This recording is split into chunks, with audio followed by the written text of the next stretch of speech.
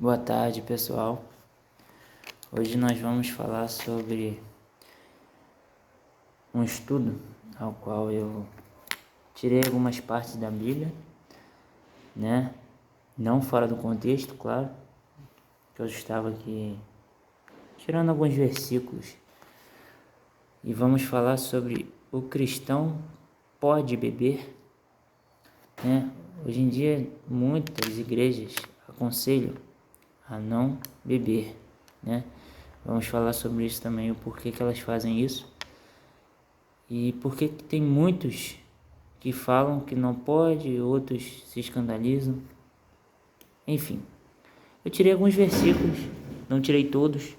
Existe mais aqui do conhecimento do pessoal, mas eu não listei aqui, né? Vamos começar por Efésios 5:18. Eu tô com a Bíblia aqui manual, porque o celular tá gravando, então vai ser um pouco lento, porque eu sou lento nessa para buscar. Mas vamos lá. Efésios 5:18. Eu li os contextos de todos, né? E a maioria aconselho. Enfim, vamos lá. Efésios 5:18. Ele diz assim: "E não vos embriagueis com vinho, em que há contenda, mas enchei-vos do Espírito Santo." É um conselho. O que ele fala? Não vos embriagueis. Todo mundo conhece essa frase. Você pode beber, só não pode se embriagar. Enfim, por quê? Em alguma parte de Provérbios, ele vai falar, Provérbios ou outro lugar, eu não lembro, para o homem não perder o juízo. Perder o juízo é você perder, basicamente, a tua consciência. E se você perde a tua consciência, você deixa de ser ser humano. Ser humano é você ser acima de todos os animais da terra, é você ser o governador da terra. E você perde o juízo, você perde isso, né? O controle ali da sua área de atuação, vamos botar assim. Por quê? Porque você vive em sociedade. Logo, você não é maior que seu chefe, mas dentro da tua casa você é o chefe. Então você tem que saber viver em sociedade e ao mesmo tempo entender que você é ser humano e é maior que todos os animais. E não pode perder a consciência se embriagando. Esse é o primeiro conselho. Entendendo que ele vai falando aqui, quem quiser ler esses versículos que eu estou tirando, é importante você ver o contexto. E eu vi o contexto, posso tirar ele tranquilo daqui, entendeu? Porque ele vai falar sobre várias coisas aqui e é quase como se esse versículo ficasse isolado. Mas não é. É muito bom você ler o contexto, entendeu? Porém, eu posso dar esse versículo como um conselho. Em Provérbios 31, nós vamos falar no versículo 4, ele diz assim, aqui, o Provérbios 31, ele é um conselho que a mãe do rei Lemuel faz a ele, né? Palavras do rei Lemuel, a profecia que lhe ensinou sua mãe. Então ela fala assim, como filho meu, e como, ó filho do meu ventre, e como, ó filho das minhas promessas. Não deis às mulheres a tua força. É um conselho que ela já está dando para ele, entendeu? Isso é no versículo 2 que eu estou. No 3 agora. Não deis às mulheres a tua força, nem os teus caminhos ao que destrói os reis. Ou seja, ele é rei, né? Então ela está dando conselhos, tipo assim, não se entregue à lascívia, não se entregue à prostituição, aos desejos sexuais. Você é rei, né? Aí vamos lá, o 4 ele diz, não é próprio dos reis, não é próprio dos reis, ó Lemuel, isso é a mãe dele falando para ele, não é próprio dos reis, ó Lemuel, não é próprio dos reis beber vinho, nem dos príncipes desejar bebida forte. Ela vai dizer o porquê, ela vai dizer assim, para que não bebam e se esqueçam dos estatutos e pervertam o juízo de todos os aflitos. O que significa isso? Você é rei. Se você é rei, você tem que atender às aflições do povo. Por quê? Porque você tem poder. Mas ela vai falar aqui, ó, no 5. Não, no 6. Diz assim: dai bebida forte aos que perecem e o vinho aos amargurosos de espírito, para que bebam e se esqueçam da sua pobreza e do seu trabalho, não se lembre mais. O que significa isso? Ela está dizendo assim, ó, você que é rei e tem tudo, trabalhe para o próximo. Você tem poder, você trabalha. Ela não está dizendo também para ele não festejar. Ela não falou isso. Ela está falando que ele tem que fazer o dever dele. Entendeu? Está dizendo assim, dê prioridade ao seu dever. Por mais que você tenha um direito, dê prioridade ao seu dever. Porque você é rei. E eu digo isso para os governantes de hoje. Dê prioridade para o seu dever. Eu sei que é difícil, é árduo. Eu sou pai de família. Eu tenho uma casa para cuidar. Eu tenho que dar provisão para minha casa. E eu sei como é difícil. Mas entendam, governantes, vocês têm o poder na mão. Vocês podem fazer com que a população trabalhe junto com vocês. Mas trabalhe não para os seus interesses, trabalhe para os interesses do todo. E vai ser muito bom você ser um governante. Você vai ser um governante ótimo aos olhos de Deus. Entrando nesse contexto, eu vou falar para vocês do Deuteronômio 14, 26. Deixa eu só abrir aqui o número já. Números, Josué, passou, peraí. Deuteronômio 14, 26. 8, 9, 11, 14, 26. Tá aqui, ó. Ele vai falar assim, e aquele dinheiro darás por tudo o que deseja a tua alma, por vacas e por ovelhas e por vinho e por bebida forte e por tudo o que te pedir a tua alma. Come-o ali perante o Senhor teu Deus e alegre-te, tu e tua casa. Vou explicar basicamente o contexto, que eu comecei a ler esse contexto a partir do versículo 22. Onde tem um título ali que diz assim, os dízimos para o serviço do Senhor. O que acontece? A geração de Israel, naquela época de Deuteronômio, era uma geração que ela estava se preparando, ou eu acho que já tinha até conquistado a terra prometida. Não. Deus tinha prometido já a herança deles. Só que antes de conseguir a herança da terra prometida, Deus estava preparando o povo para receber essa herança. De que maneira? Deuteronômio não é uma delas. Por quê? É um livro que fala sobre leis. Leis essas que eles iam exercer na terra prometida. Vou abrir uma aspa aqui.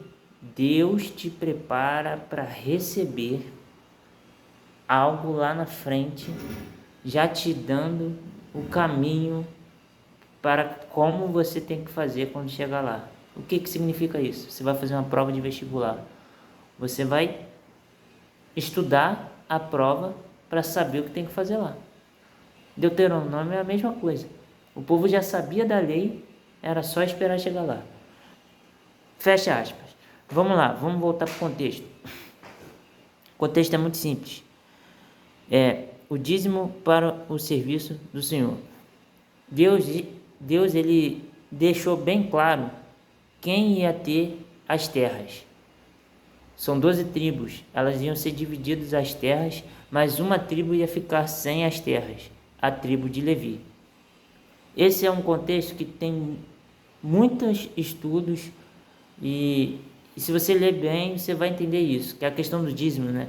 É um outro tema que é muito bem falado também na internet, mas eu não quero entrar sobre isso, só quero explicar aqui o contexto. O contexto é o seguinte: o povo de Israel ia cada um para suas terras. E aquela época todos viviam da agricultura, pecuária, enfim, da terra, né? Das plantações. Só que como Levi não tinha plantação, ele não tinha como se sustentar. A tribo de Levi, ela era somente para a manutenção do templo. Automaticamente ela era aqui, por isso que diz muito que os músicos são os levitas hoje por causa disso, porque tipo, a maioria das vezes você vê que são os músicos que estão ali, mas não são só eles, né? A gente entende que tem limpeza, tem o pessoal que fica na porta para receber as pessoas, né? E tudo mais. Pode-se dizer que todos aqueles ali são levitas, porque nós hoje em dia vivemos na graça, que é outro contexto também importante. Mas não vou entrar muito nisso não. Vamos lá, volta aqui. Automaticamente, quando a gente vê que a tribo de Levi não tinha o que receber, eles precisavam do dízimo. Então, esse contexto aqui vai falar basicamente do dízimo, de como o dízimo ele tem que ser feito pelo povo de Israel. Tá. E aí nessa, no 26, eles falam que o povo tem que se alegrar sim. Porém, não esquecer dos levitas. Aqui o 27. Porém, não desampararás ao levita que está dentro das tuas portas, pois não tem parte nem herança contigo. O que é parte nem herança contigo? Ele não tinha terra nem a herança. Ou seja, tipo assim, mesmo que o meu povo, por exemplo, eu sou da tribo de Judá, mesmo que o meu povo morra, a herança não vai para os levitas. Entendeu? Então, tipo assim, os levitas eles não tinham parte nem herança. Eles não tinham nada. Então, esse dízimo era para o sustento deles. Enfim, aqui morreu. Deuteronômio está dizendo para você que você pode se alegrar do vinho. Entendeu? Bem, entendida essa parte, você vai perceber que lá em Gênesis 9, 21, onde Noé plantou uma vinha e se embriagou, ele não se alegrou, ele foi além de se alegrar, né? 9, 21, cadê? Vamos lá. Vamos para o 20. E Noé começou a ser lavrador da terra e plantou uma vinha e bebeu do vinho e embebedou-se e descobriu-se no meio da sua tenda. Eu não sei como é que era o contexto da sociedade ali, mas eu entendo que tinha poucas pessoas, era só a família dele. Mas aconteceu uma consequência aqui, né, que para aquela época era algo, né, extraordinário. Eu não vou entrar muito nesse contexto, mas o que eu quero dizer é o seguinte: era uma consequência. A consequência do ato dele ocorreu uma situação aqui difícil. E eu digo para você, a consequência dos seus atos vão te levar a coisas boas ou a coisas ruins, depende do que você planta. E aí é que tá. Eu estou aqui para te aconselhar e dizer que sim, você pode beber, mas você não pode se embriagar. Isso com contextos bíblicos, explicando tudo. E agora eu quero entrar em 1 Timóteo 5, 23. Esse é outro também que é muito importante. Eu só vou abrir aqui rapidamente. 1 Timóteo 5, 23. Tá aqui, ó. Fala assim. Ele vem falando sobre vários conselhos com viúvas, conselhos sobre órfãos e tudo mais. E aí ele vem aqui e bota assim, ó. 23. Não bebas mais água só, mas usa-se de um pouco de vinho por causa do teu estômago e das tuas frequentes enfermidades. O que significa isso?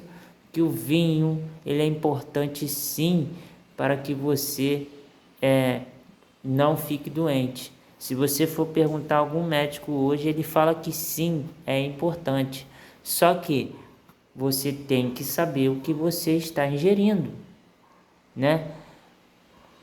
Quimicamente falando, você tem que saber sim. Por que eu falo quimicamente? Porque nos rótulos de cada coisa que a gente bebe, que a gente consome hoje, tem ali as especificações científicas.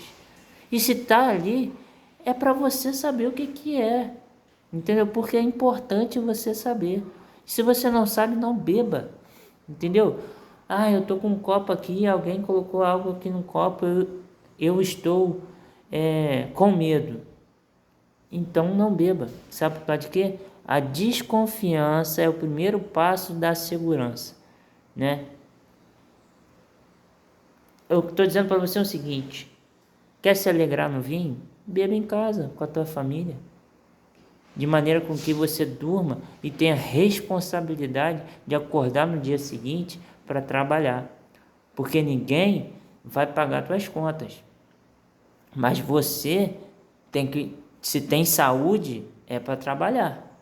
Entendeu? Eu estou dizendo isso, que você não está impedido de beber. Mas você tem que ter responsabilidade nas coisas que você tem que fazer. E você também tem que ter responsabilidade pelo corpo a qual você e a tua alma vive. Porque esse corpo, diz a Bíblia, é o templo do Espírito Santo. E você está responsável por cuidar dele. É isso que eu estou dizendo. A provisão vem de Deus. Mas se a provisão vem de Deus e você não se alimenta da provisão dele, você não está cuidando do teu corpo. Se ele te deu pão para comer, por que você não está comendo? Agradeça. Seja grato a Deus. 1 Coríntios 6,10 é um contexto ao qual é pesado. Mas vamos falar a verdade. Deus ele é Pai, Deus é conselheiro, Deus é amoroso, Deus amou o mundo e deu seu Filho por ele. Mas Deus ele é justo. E o que é ser justo? Se você ler a Bíblia, você vai entender o contexto e vai falar assim: olha, Adão pecou, mas eu enviei o segundo Adão, que é Cristo. E através de Cristo você pode voltar a mim. Mas voltar a mim é fazer as coisas com justiça. E a consequência dos atos, como eu falei, tem que ter uma causa, tem que ter um efeito. E qual é o efeito? Cristo ele vai falar aqui em 1 Coríntios 6,10, assim, ó: não erreis, nem os devassos, nem os idólatras, nem os adúlteros, nem os afeminados, nem os sodomitas, nem os ladrões, nem os avarentos, nem os bêbados, nem os maldizantes, nem os ladrões, os roubadores herdarão o reino de Deus. O que é isso? Olha só, para você pedir justiça quando você estiver em aflição, tem que ser por alguma coisa. E esse alguma coisa é isso aqui. E todos nós queremos ir para o céu. Queremos viver a paz, queremos viver a presença de Deus, a qual quem já experimentou sabe como é. E quem não experimentou, meu irmão, vá, porque você está perdendo, é muito bom. Mas para experimentar isso, você tem que se santificar, porque sem santificação não veremos a Deus, não veremos a tua face. Porque nós não sabemos os mistérios de Deus e como será o juízo. Por mais que esteja escrito, está escrito por homens. E o mistério é muito grande que nenhum homem conseguiu interpretar, mesmo vendo, né? Porque a maioria deles viu, morreu e já se foi. E a gente que está vivendo agora, entendeu? Então deixa os mortos sepultarem os seus mortos. O que significa isso? Deixa, cara. O que aconteceu? Quem morreu já foi. Eu não estou dizendo que a saudade, você tem que eliminar a saudade. Não. Sabe o que eu estou dizendo? entregar toda a sua aflição a Deus, entregar todos os seus problemas a Deus. Por quê? Porque você sabe, se você está vendo esse vídeo, você sabe que há algo maior, que Deus existe e que Ele está aqui. E desta forma, você tem que seguir. Não estou dizendo que é ali, ó, porque nós somos pecadores e Deus sabe. Mas eu estou dizendo assim, ó, Deus, eu estou passando por esse problema. Deus, eu estou vivendo dessa forma, mas não quero viver dessa forma. Por quê? Passar por problemas, todos nós passamos e todos nós entramos na presença de Deus para falar sobre ele. Ou você, eu não quero te chamar de hipócrita, não é a minha função aqui. Eu estou dizendo que nós somos assim. Posso até estar generalizando? Posso. Mas eu acho que o ser humano é assim, né? Ele prega,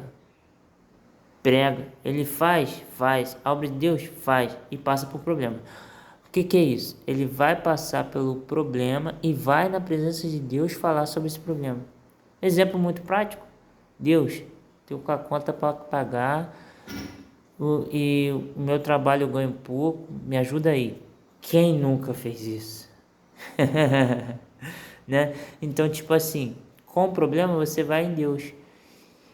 E quanto à forma de você ser, você já parou para pensar sobre isso? A forma de você ser é isso aqui, ó. Não seja devasso, idólatra, todos esses daqui não seja. Mas seja de acordo com como está escrito em Gálatas, se não me engano é 5 ou 6, buscando os frutos do Espírito. Temperança, mansidão, bondade, benignidade,